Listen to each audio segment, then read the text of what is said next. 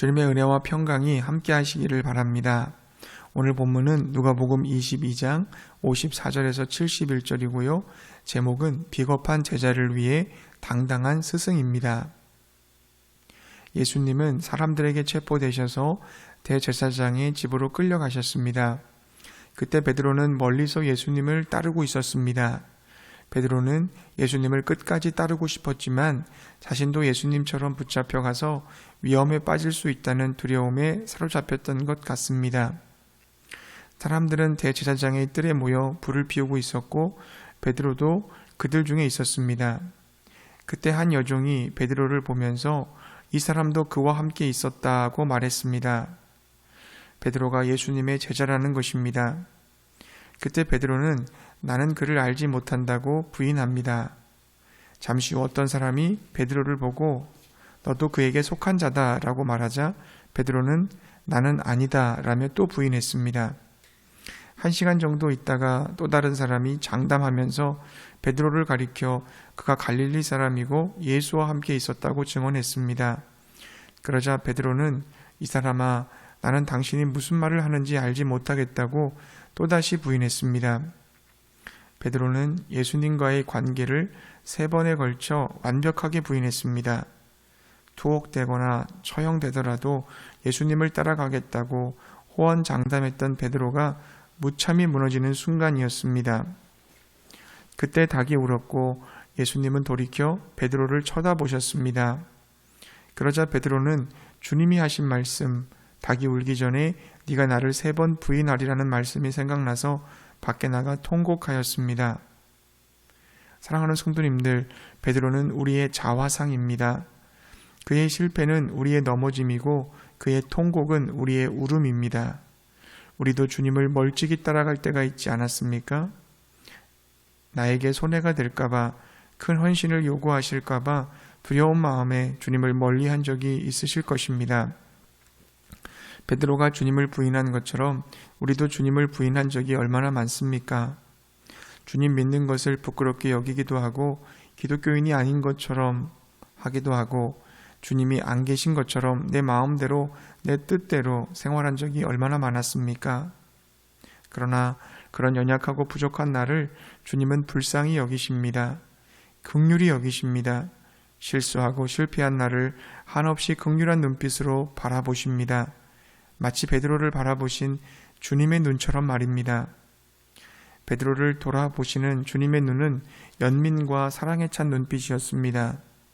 나는 너의 연약함을 알고 있어.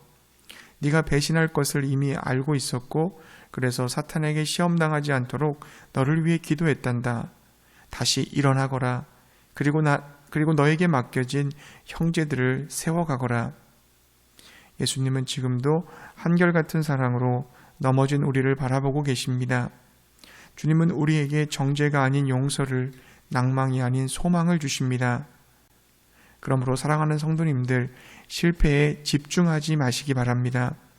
고개를 들어 그분을 의지하시기 바랍니다. 나보다 나를 더 사랑하시는 주님의 눈을 바라보시기 바랍니다. 주님의 은혜는 우리 인생의 그림을 얼마든지 다시 그릴 수 있게 합니다.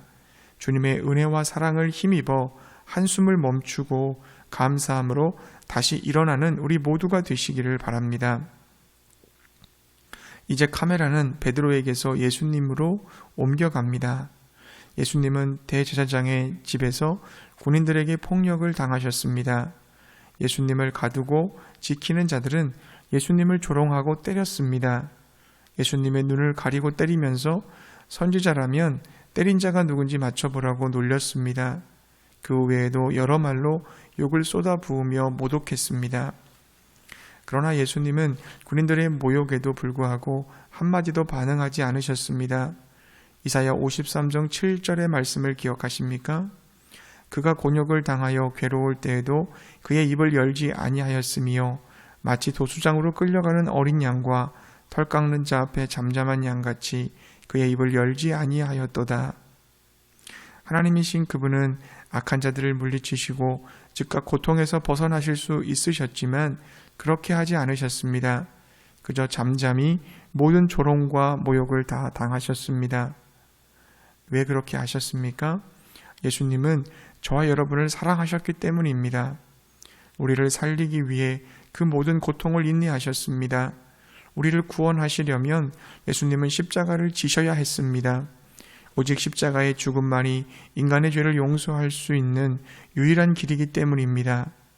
예수님은 죽으셨다가 부활하심으로 예수님 안에 있는 그 부활의 생명, 영원한 생명을 우리에게 나누어 주시려 하신 것입니다. 그래서 우리를 하나님의 자녀로 회복시키기 위해서 예수님은 이 모든 괴로움을 참아내셨던 것입니다. 사랑하는 여러분, 그 예수님을 사랑하시기 바랍니다. 나를 먼저 사랑해 주시고 갚을 수 없는 사랑을 베풀어 주신 그 은혜에 조금이라도 보답하려는 마음으로 주님을 사랑하시기 바랍니다. 신앙생활의 연수가 깊어지면 질수록 주님을 향한 사랑이 더 진해지시기를 축복합니다. 예수님은 우리를 사랑하실 뿐만 아니라 우리를 구원해내실 수 있는 능력이 있으십니다. 이제 예수님은 사내들인 공회에 소환되어 재판을 받으시는데요.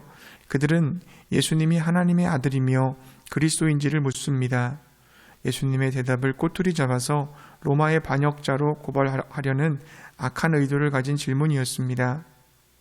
예수님은 진실을 들으려는 생각조차 없는 그들의 완악한 마음을 지적하시면서 인자가 하나님의 권능의 우편에 앉아 있으리라고 말씀하셨습니다. 무슨 뜻입니까?